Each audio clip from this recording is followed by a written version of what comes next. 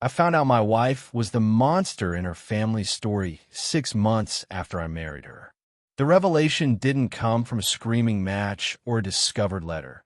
It came from a quiet conversation with her younger sister, Ilara, a girl my wife, Celia, had always described as fragile, manipulative, and a pathological liar.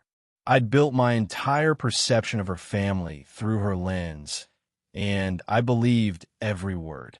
Why wouldn't I?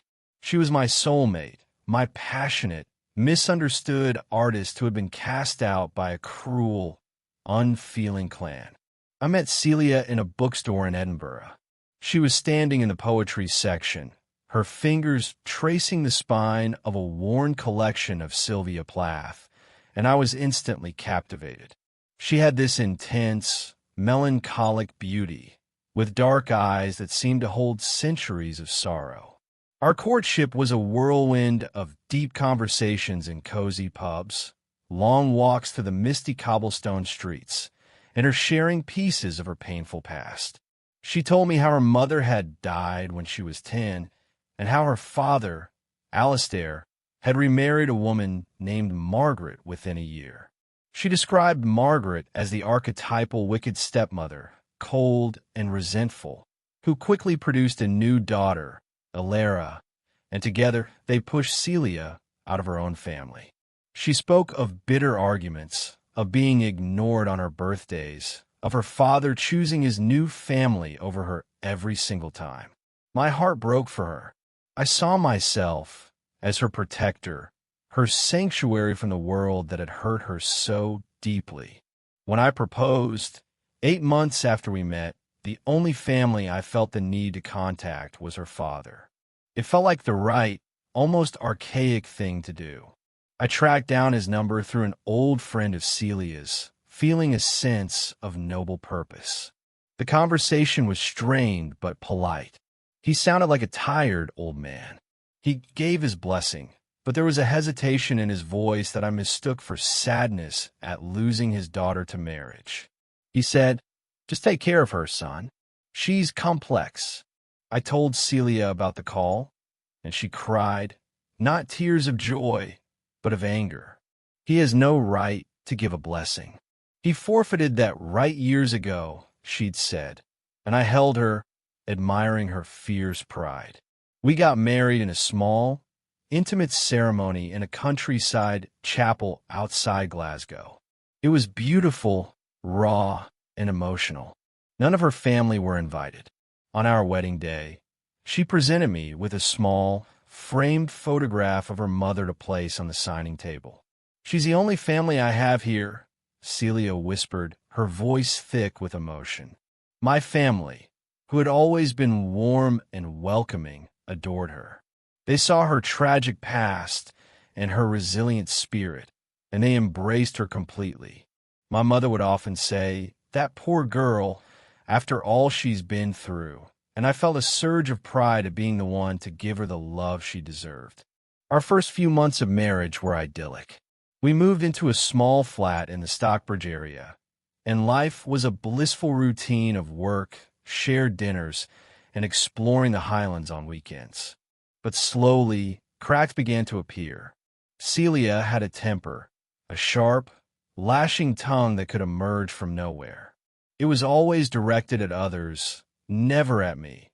At a waiter who got her order wrong, a colleague who she felt was undermining her, a customer service rep on the phone.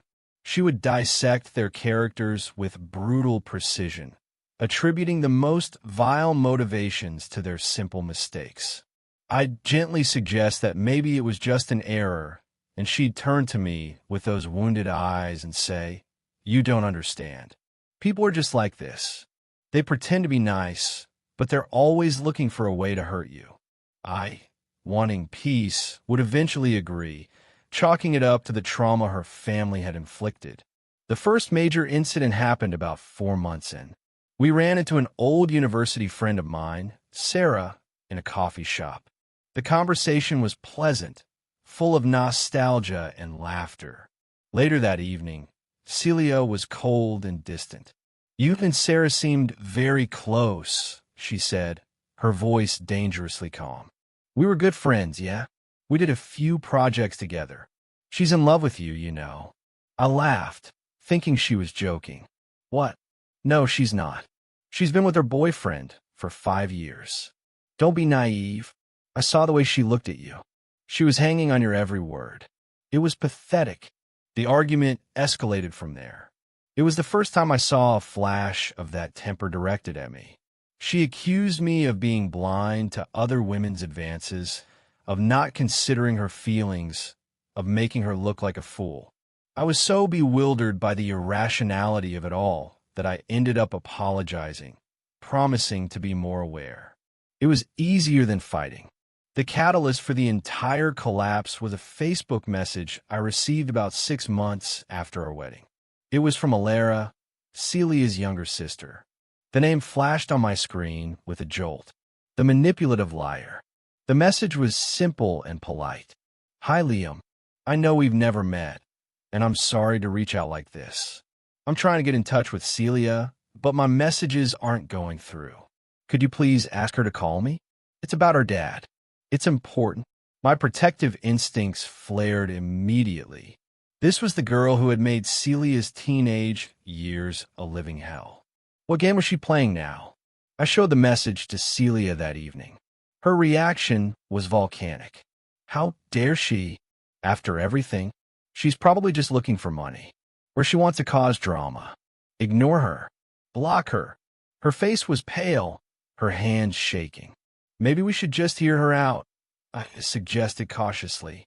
She said it's about your dad. What if something's wrong? My dad made his choice a long time ago, she spat. I don't care what's wrong. I don't want anything to do with any of them. Promise me you won't reply, Liam. Promise me. I promised. But the seed of doubt was planted. The message was so normal. There was no manipulation, no drama, just a simple, polite request. It didn't match the portrait of a sociopathic liar Celia had painted. Over the next few days, I found myself thinking about it more and more. I did something I'd never done before. I looked up Alara's profile. It was set to private, but her profile picture showed a smiling, fresh-faced girl in her early 20s, standing with an older man I recognized from a single, faded photo in Celia's possession as Alistair. They looked happy, normal. A week later, another message came, this time to my rarely used LinkedIn account. It was from Margaret, the stepmother. My stomach twisted. The wicked stepmother herself. Liam, I am sorry to intrude. Alara told me she messaged you. Alistair is very ill. It's cancer, and it's progressed quickly. He's been asking for Celia. We don't have her number, and we believe she has blocked us all. Could you please, for his sake, pass this along? He is in the Royal Infirmary. Ward 7B. He would very much like to see her. This was different. This was specific. A hospital ward. Cancer. I couldn't ignore this. I showed it to Celia, my heart pounding. Her reaction was even worse than the first time. She didn't yell. She went cold, her voice a low, venomous whisper. So, they've recruited you now, have they? Margaret the martyr. It's all performance. He's probably fine. This is just their latest tactic to get under my skin, to upset my life, to ruin what we have. And you're falling for it. She looked at me with such betrayal, as if I had personally stabbed her. Celia, he's in the hospital. What if it's true? What if this is your last chance? I don't want you to live with that regret. I will regret nothing. The only thing I would regret is letting those people back into my life. I thought you were on my side. She stormed out of the room, and we didn't speak for the rest of the night. I lay awake, torn between my duty to my wife and a gnawing, horrifying feeling that something was terribly wrong. The next morning, under the guise of going for a walk, I drove to the Royal Infirmary. I had to know. I found Ward 7B, my heart in my throat. I gave the name Alistair Graham to the nurse at the station. She nodded somberly and directed me to a room at the end of the hall. The man in the bed was a ghost of the man in Alara's photo. He was gaunt, his skin sallow, connected to a tangle of tubes and beeping monitors. Sitting in a chair beside him was a woman in her late 50s, her face etched with exhaustion, holding his hand. She looked up as I entered, her eyes wary. "Can I help you?" she asked. I'm Liam," I stammered. "Celia's husband." The change in the room was palpable. The woman, Margaret, straightened up, her eyes widening. The man in the bed stirred, his eyes fluttering open. They were the same shade of dark brown as Celia's. "Liam," Alistair's voice was a dry rasp. "You came. Is Celia with you?" I shook my head, a lump forming in my throat. "No, she couldn't make it." He closed his eyes, a single tear tracing a path through the wrinkles on his temple. "I see," he whispered. Margaret stood up, her expression a complex mix of grief and resignation. "Thank you for coming, Liam. It means more to him than you know." "I got your messages," I said, feeling like an imposter. I needed to see for myself." "We thought as much," Margaret said softly. "We didn't know if Celia would even tell you." We spoke for 20 minutes. They were nothing like the monsters Celia had described. They were tired, sad people who spoke of Celia with a profound, weary grief, not with malice. They told me about her childhood, about how difficult she had been after her mother's death, the anger, the blame, the rages. They had tried therapy, patience, everything.